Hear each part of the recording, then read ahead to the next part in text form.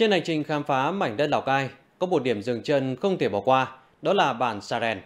Nằm yên bình bên dòng suối Thia thơ mộng và cánh đồng Mường Lò bao la, bản Sa Rèn là nơi sinh sống của đồng bào dân tộc Thái. Nơi đây không chỉ gây ấn tượng bởi vẻ đẹp hài hòa của thiên nhiên, mà còn là những nét văn hóa truyền thống đặc sắc được người dân nâng niu gìn giữ.